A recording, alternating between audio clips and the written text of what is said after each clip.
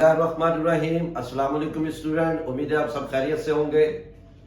आज का chapter number 9, आज का जो हमारा टॉपिक है वो हीट कैपेसिटी और स्पेसिफिक हीट कैपेसिटी और इसकी एप्लीकेशन हम इसको डिस्कस करेंगे।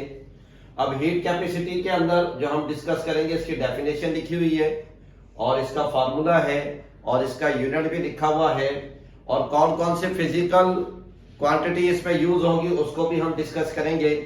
तो सबसे पहले जो लिखा हुआ है इसको मैं रीड करके फिर आपको एक्सप्लेन कर देता हूं।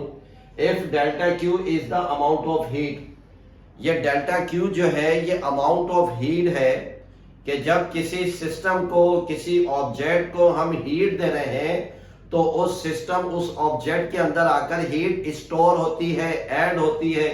जब उस ऑब्जेक्ट में हीट ऐड होती है, स्टोर होती है, तो उसको हम किससे डिनोट करते हैं? डेल्टा क्यू से, कि कितनी हीट उसके अंदर आकर स्टोर हुई है, तो उसको हम कहेंगे अमाउंट ऑफ हीट और उसको डेल्टा क्यू से डिनोट करेंगे।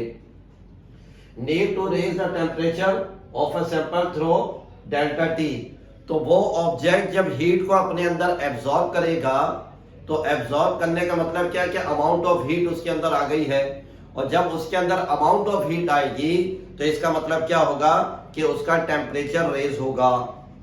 अब इधर हमने जो डिस्कस करना है कि हम ऑब्जेक्ट को कितनी हीट दें कि उस ऑब्जेक्ट का जो टेम्परेचर है वो 1 डिग्री सेल्सियस बढ़ जाए, 1 डिग्री उसका टेम्परेचर बढ़ जाए। तो हम मुख्तलिफ ऑब्जेक्ट की मुख्तलिफ हीट क्वांटिटी है। जैसे हम अगर वाटर को हीट देते हैं तो वाटर क्या करता है, ये मैक्सिमम हीट को अपने अंदर स्टोर करता है और मिनिमम टेम्परेचर को शो करता है। तो अब वाटर का 1 डिग्री टेम्परेचर अगर हम राइज करना चाहते हैं तो उसको हम कितनी हीट दें तो जिसकी वजह से उसका 1 डिग्री टेम्परेचर जो है वो इंक्रीज हो जाए, चेंज हो जाए। तो यही लिखा हुआ फिर then the ratio delta Q upon delta T is known as the heat capacity. इसको हम क्या कहते हैं? हीट कैपेसिटी कहते हैं कि ऑब्जेक्ट को जो हम हीट दे रहे हैं वो कितनी हीट दें कि उसके अंदर 1 डिग्री जो है वो टेम्परेचर चेंज आ जाए या 1 डिग्री का उसके अंदर इंक्रीमेंट आ जाए। इसको हम क्या कहते हैं? Heat capacity. कि हीट की कितनी मिकदार, हरारत की कितनी मिकदार उसके अंदर आकर स्टोर हो गई है, इसको तो हम कहेंगे हीट कैपेसिटी।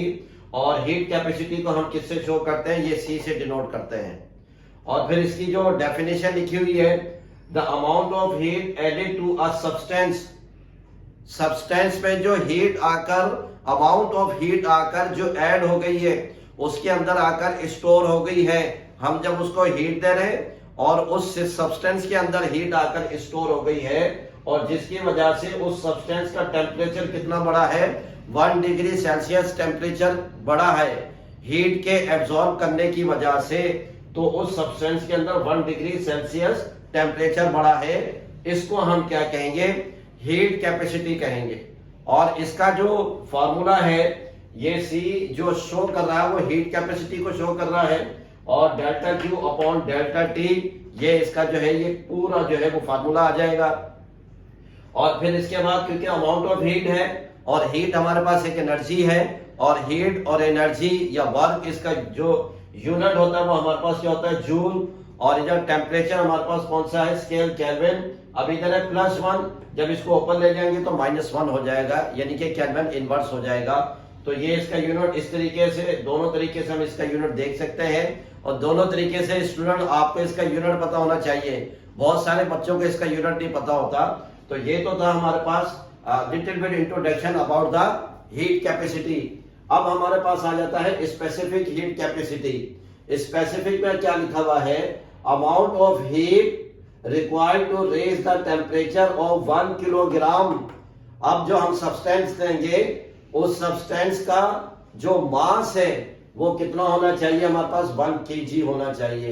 हीट कैपेसिटी के अंदर मास की क्वांटिटी नहीं थी, लेकिन जब स्पेसिफिक हीट कैपेसिटी को हम डिस्कस करेंगे तो इसके अंदर क्या होगा कि मास की जो क्वांटिटी है, जो सब्सटेंस ले रहे हैं उस सब्सटेंस की जो क्वांटिटी है वो कितनी होनी चाहिए स्टूडेंट?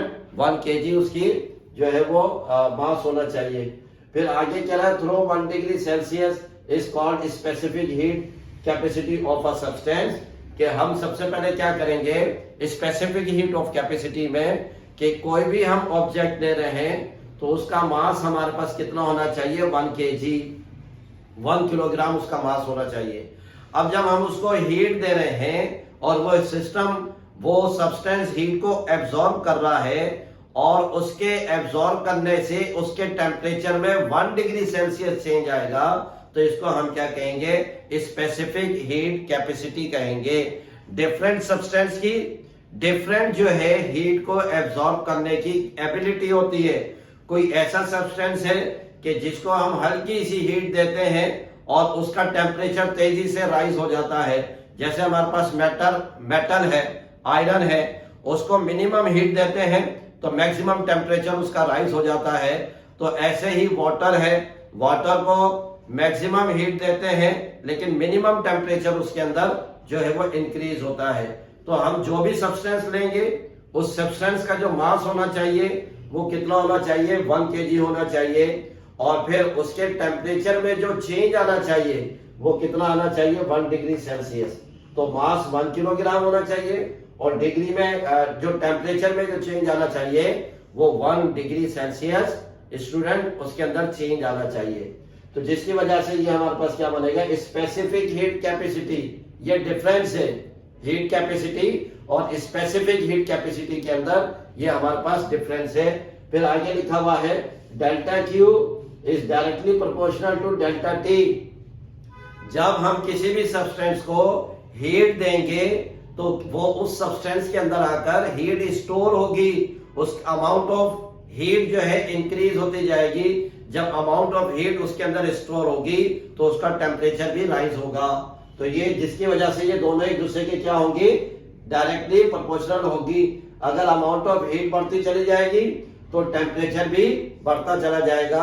इसकी मिसाल यूं ले लें कि ये मेटल रॉड इसको सपोज कर लें, इसको हम हीट दे रहे हैं तो अब इसके अंदर जो है amount of heat delta Q increase होती चली जाएगी। तो इसका मतलब क्या है जब अमाउंट ऑफ हीट इसके अंदर बढ़ता चला जाएगा तो इसका टेम्परेचर भी राइज होता चला जाएगा। तो हमारे पास delta Q is directly proportional to delta T और delta Q is directly proportional to M, यानी कि जो सब्सटेंस ने 1 kg लिया है उस सब्सटेंस का मास उसके अंदर आके क्या चीज स्टोर हो रही है, अमाउंट ऑफ हीट हो रही है स्टोर। अब ये हमारे पास इक्वेशन 1 इक्वेशन 2 इसको कंपेयर कर लेंगे तो फिर हमारे पास क्या आएगा मास ऑफ सब्सटेंस और change in temperature amount of heat. अब जो डायरेक्टली प्रोपोर्शनल है इस साइन को हम हटा देंगे तो इसकी जगह हमारे पास क्या आ जाएगा सी, स्मॉल सी। वो हीट कैपेसिटी में जो हम सी लिखेंगे वो बड़ा लिखेंगे और स्पेसिफिक हीट कैपेसिटी में जो सी लिखेंगे वो स्मॉल करके लिखेंगे। साइज में डिफरेंस है और बाकी सारी चीजें सेम आएंगी। इसको हटाने से इक्वल टू कांस्टेंट यानी कि सी आ जाएगा। अब ये मास ऑफ सब्सटेंस और चेंज इन टेम्परेचर ये सी से मल्टीप्लाई हो रहा है, इधर आके डिवाइड हो जाएगा तो C is equal to delta Q upon mass of substance change in temperature. ये फार्मूला है स्पेसिफिक हीट कैपेसिटी का और इसका जो where C is the constant which depend upon the nature of the body. अब ये कह रहा है सी जो है वो कांस्टेंट है लेकिन ये डिपेंड करता है नेचर ऑफ द बॉडी कि हमारे पास बॉडी किस मटेरियल की है, क्या वुड की है या वाटर है या आयरन मेटल का बना हुआ है या प्लास्टिक है या क्लॉथ है, कि कौन सा हमारे पास सब्सटेंस है। तो सी जो है वो बॉडी की मटेरियल की नेचर के ऊपर डिपेंड करेगा। वो मैंने आपको बताया वाटर और मेटल के लिहाज से। अब इसका तो फार्मूला ये आ गया और फार्मूले के लिहाज से जो यूनिट होगा ऊपर लिखा हुआ है डेल्टा क्यू और डेल्टा क्यू स्टूडेंट जो शो कर रहा है वो किस चीज को शो कर रहा है अमाउंट ऑफ हीट। और जब हीट की बात करते हैं तो हीट का जो यूनिट होगा वो हमारे पास क्या होगा जूल होगा। फिर डिवाइड में लिखा हुआ है मास और मास का यूनिट क्या होगा किलोग्राम। ये नीचे लिखा हुआ है, जब इसको ऊपर ले जाएंगे तो किलोग्राम इनवर्स हो जाएगा। ऐसे ही डेल्टा टी है ये डिवाइड में लिखा हुआ है और इसका जो यूनिट है केल्विन है और जब इसको ऊपर ले जाएंगे तो ये भी केल्विन इनवर्स हो जाएगा। तो अब स्पेसिफिक हीट कैपेसिटी का जो यूनिट है वो joule, kilogram inverse, kelvin inverse, ये इसका यूनिट है। तो ये दो टॉपिक जो है स्पेसिफिक हीट कैपेसिटी समझाया है।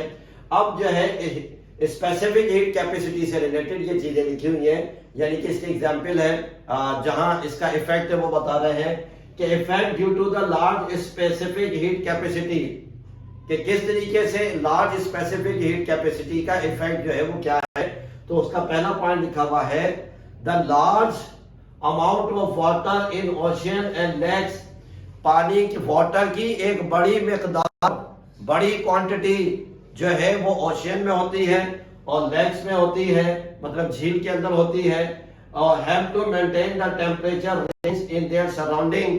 तो जहां लेक्स होती हैं और जहां पर ओशियंस होती हैं, तो वो जब सन रेज उनसे आकर हिट करती है, सन रेडिएशन वाटर से आकर हिट करती है ओशियन और लेक जहां पर होते हैं, तो सन रेडिएशन जब इनसे आके हिट करेंगी तो ये sun radiation maximum sun radiation को अपने अंदर स्टोर करेगी और मिनिमम टेम्परेचर को शो करेगा।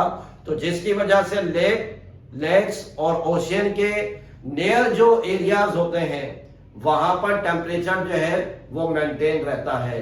क्यों? क्योंकि वाटर की जो स्पेसिफिक हीट कैपेसिटी है वो बहुत कम है, क्योंकि वो मिनिमम जो है टेम्परेचर को शो करता है और जो मैक्सिमम हीट को अपने अंदर जो है स्टोर कर रहा होता है। फिर water also have to maintain our body temperature. ऐसे ही जब हमें गर्मी लगती है गर्मियों के दिनों में, तो फिर क्या करते हैं स्टूडेंट, फौरन नहाने चले जाते हैं और नहा के जब आते हैं तो बॉडी जो है वो कंफर्टेबल फील करती है। लेकिन अगर सर्दियों में बार बार नहाएंगे तो फिर जो है वो नजला, जुकाम और खांसी को तोहफा मिल जाएगा। अब जो है ये मैंने जो ऑब्जेक्ट बनाया है ये मतलब मेटल रॉड है और ये एक बीकर है जिसके अंदर वाटर जो है फिल किया हुआ है।